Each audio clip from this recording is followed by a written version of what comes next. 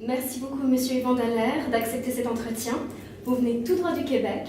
Vous êtes expert dans le conseil conjugal depuis plus de 40 ans. Vous êtes conférencier et auteur de plus d'une trentaine d'ouvrages.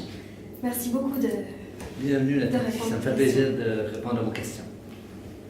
Comme vous êtes au courant, nous sommes en train de développer une application pour encourager les couples à développer leur intelligence émotionnelle. Excellente idée. En effet, il y a grandement besoin de telle application de nos jours. Depuis plus de vos 40 ans d'expérience, quelles sont les principales raisons et causes que vous avez pu constater de rupture et de conflits dans les couples? C'est surtout pas à cause de l'amour et de la bonne foi. Les deux sont généralement encore en amour et de bonne foi.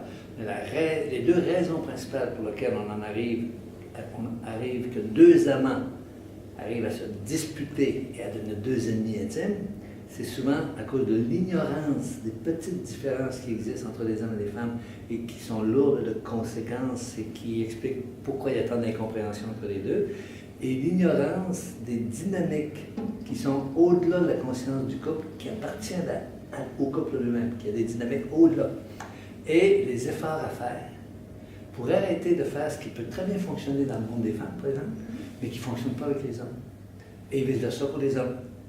Donc, des efforts à faire pour arrêter de faire ce qui ne fonctionne pas et des efforts pour mettre en action ce qui fonctionne. Et aujourd'hui, grâce à des études, des couples heureux, on sait maintenant qu'est-ce qui fonctionne et qu'est-ce qui ne fonctionne pas.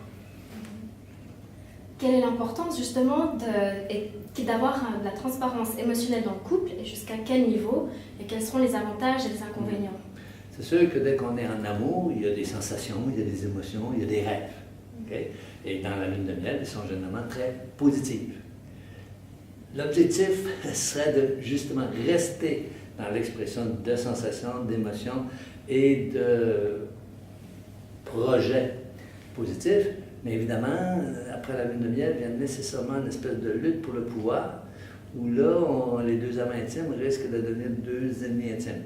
La lutte pour le pouvoir, elle n'est pas nécessairement mauvaise. Si chacun s'affirme et reste ouvert à apprendre à surmonter les petites différences dont je parlais tout à l'heure et à faire les efforts nécessaires pour y arriver. Pour illustrer c'est quoi un couple, j'ai dans mon bureau un damier sur lequel d'un côté j'ai mis des pièces de jeu de dames, en face des pièces de jeu d'échecs. C'est ça un couple. Il y en a un qui joue selon certains règlements, certaines façons, certains besoins.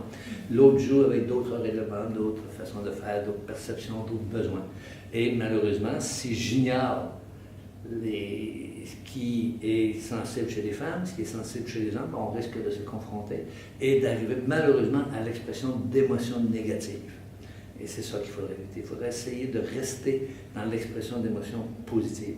Ce qu'on remarque chez les couples heureux. Les couples heureux se disent 5 à 10 fois plus d'émotions positives, 5 à 10 fois plus de compliments que de reproches.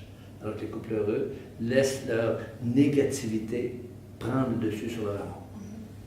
Très souvent, justement, un des deux partenaires ne se sont pas suffisamment appréciés. Donc justement, grâce à cette application, ils vont pouvoir créer une habitude d'exprimer quotidiennement leur gratitude et remercier leur partenaire. Oui. Si j'ai un de mes besoins qui n'est pas satisfait, un besoin légitime, j'entends, pas des besoins narcissiques. Si un des besoins de femme ou d'homme, communication, contact physique, peu importe, si un de mes besoins n'est pas satisfait, c'est peut-être pas parce que je ne suis pas correct ou que l'autre n'est pas correct, c'est peut-être parce que la stratégie que j'utilise n'est pas efficace.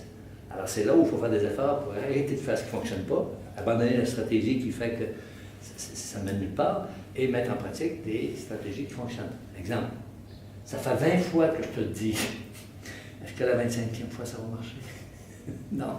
Donc, ce n'est pas une stratégie qui est efficace. Okay? Exemple, tu n'es jamais là. Au moment où l'autre est là, en face de moi. Alors, de faire un reproche à l'autre, pendant qu'il est là, ça va faire quoi? Ça va l'emmener à s'éloigner encore davantage, à être de moins en moins souvent là. Alors que si je dis, oh chérie, comme je suis content de te voir, comme j'apprécie tellement ta présence, j'aime tellement ça quand tu es avec moi comme ça. Là, on fait du renforcement positif. Alors que dans l'autre cas, on fait du renforcement négatif. Donc, on encourage l'autre à être de moins en moins souvent là.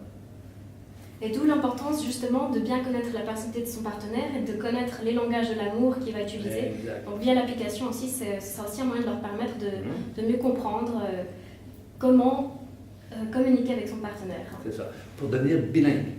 Les femmes nous parlaient avec des sensibilités, une façon de philosophie, une façon de voir les choses. Nous, on a une autre philosophie aussi bonne que la vôtre, mais quelque peu différente, qui fait que ça peut mener à des confrontations. Alors si, au lieu que j'essaie, moi, d'imposer mes règlements du jeu de dames à l'autre joueur, et que je veux absolument que tu joues seulement aux dames, ben que sans renier qui moi je suis en tant que joueur de dames, je mets de côté mes façons de faire, et que j'écoute, et que j'essaie d'apprendre les règlements du jeu d'échecs, ça se peut que j'ai plus de plaisir à jouer aux échecs. Et si ma partenaire fait la même chose, apprend à jouer aux dames, ben ça se peut qu'on ait plus de plaisir à jouer sur ce terrain-là, en alternant. On ne peut pas jouer les deux jeux en même temps, mais on peut jouer un soir aux dames, le lendemain aux échecs. Et qu'est-ce que les couples heureux ont réussi à faire en s'affirmant comme ça et en restant ouverts à l'autre?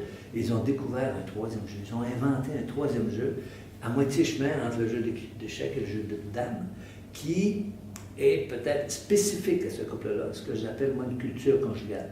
Chaque couple doit développer sa culture conjugale, ses rituels, ses routines qu'on ne peut pas éviter.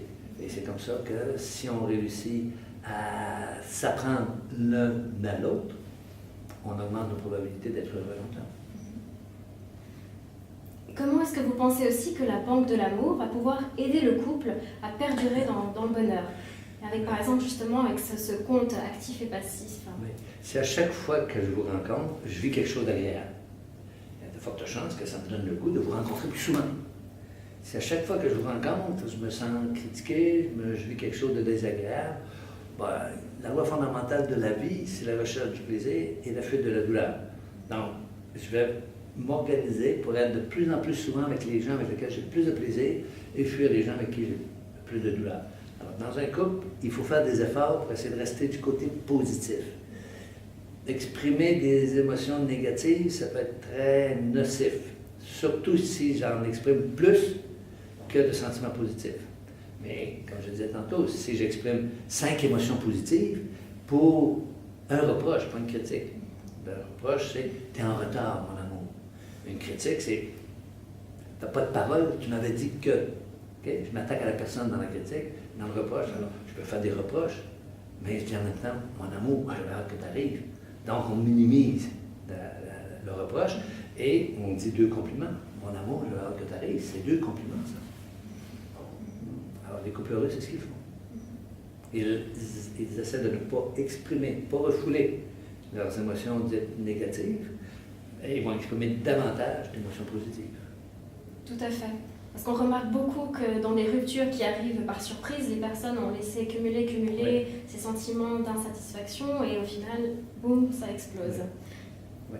Mon sentiment d'insatisfaction, mon émotion, elle provient d'un besoin qui est frustré. Alors, l'émotion, c'est un message que mon corps m'envoie à moi pour me dire quelle émotion est frustrée. Alors, quel besoin, c'est-à-dire pas quelle émotion, c'est l'émotion exprime le besoin frustré. C'est quoi le besoin que j'ai? C'est le besoin qu'il faut exprimer, pas la frustration, pas l'émotion. Okay? Alors, de dire que j'ai besoin que tu sois avec moi, plutôt que de dire t'es jamais là, j'aurais pas du tout le même résultat. Ils vont pouvoir justement réussir à évaluer leur niveau de satisfaction par rapport à leurs besoins émotionnels, tels que l'affection, tels que le toucher, et donc on va choisir une liste des besoins les plus essentiels. Et donc justement, et grâce à, on croit vraiment, on est persuadé qu'un chiffre vaut bien mieux que 1000 mots, ils vont pouvoir facilement comprendre dans toutes les langues et l'interpréter à leur manière, fixer eux-mêmes leur échelle, et chacun va pouvoir être informé du niveau d'amélioration qui reste à effectuer pour atteindre la satisfaction totale. C'est une des questions que je pose, et j'ai même un questionnaire en 25 questions qui donne un pourcentage de bonheur conjugal. Alors, si je suis à 65% de bonheur conjugal, c'est très positif. Et si je mets l'accent sur qu'est-ce que j'ai, plutôt que qu'est-ce qui me manque, à ce moment-là, je peux facilement passer de 65 à 70 à 75. Pas 100%. 100%, c'est illusoire. Ça n'arrivera jamais. Aucun couple n'est parfait. Aucune femme n'est parfaite. Aucun homme n'est parfait. Donc, l'objectif à viser, c'est de rester autour de 80% de satisfaction. Parce qu'il y aura, qu'on veuille ou non, il y aura toujours un prix à payer, c'est-à-dire certaines frustrations à accepter pour vivre avec quelqu'un. et changer de partenaire, ça va changer des frustrations. Peut-être que ce besoin-là va être satisfait, mais l'autre besoin à côté ne sera pas satisfait. Et d'après vous, les éléments essentiels, les ingrédients magiques, je dirais, pour réussir à conserver cette flamme du début de la relation tout au long des années? Amour, bonne foi, mon expertise de près de 40 ans d'écoute des couples, ça ne manque pas. Ce qui manque, c'est les connaissances des petites différences et des dynamiques. Et un couple, c'est pas parce qu'on s'aime que ça n'exige pas des efforts quotidiens pour rester du côté de l'amour plutôt que d'aller du côté de la haine ou de la colère. Ou, pire, de l'indifférence. Parce que le contraire de l'amour, c'est pas la colère. C'est pas la haine. Quand il y a aussi longtemps qu'on est en colère contre l'autre, quelque part, c'est bon signe. Parce que j'ai un besoin de toi qui est frustré. Mais il ne faut pas que je dise ma colère. Il faut que je dise mon besoin de toi. Alors, si on arrive à l'indifférence, t'arrives en retard, tu fais absolument rien. Oh là, ça c'est dangereux. C'est que là, l'amour n'existe plus. Vous parliez aussi des causes de rupture ou de conflits dans les couples, des 4 cavaliers de l'Apocalypse. Oui. Et là, je vous en parle, si je comprends bien. Là, les couples malheureux, il y a ce qu'on appelle 4 cavaliers d'Apocalypse qui se sont installés à demeure. Critique, qui amène une réaction de défensive de l'autre. Et la meilleure défensive, c'est quoi? C'est la contre-attaque. Donc, tu me critiques, je te critique à mon tour. Et généralement, quand on critique quelqu'un, ce n'est pas avec le sourire aux lèvres, ce n'est pas avec les yeux pétillants d'amour, c'est avec beaucoup de mépris dans le regard et dans l'expression faciale. En fait, c'est une critique non verbale. Et si ça perdure trop longtemps, il y en a un des deux qui finit par s'enfermer dans le silence. C'est généralement plus les hommes qui croient qu'on peut acheter la paix par le silence. Et ça, c'est justement un des efforts que les hommes doivent faire, parce que dans le silence, les femmes font quoi? Et c'est une autre catastrophe. Et si c'est la femme qui s'enferme dans le silence, monsieur doit comprendre que, c'est dangereux. Parce que dans le silence, moi, je sais que la femme prépare son divorce. Monsieur pense peut-être avoir acheté la paix, en fait. Mais non. Critique, défensive, mépris, dérobable. Fuite.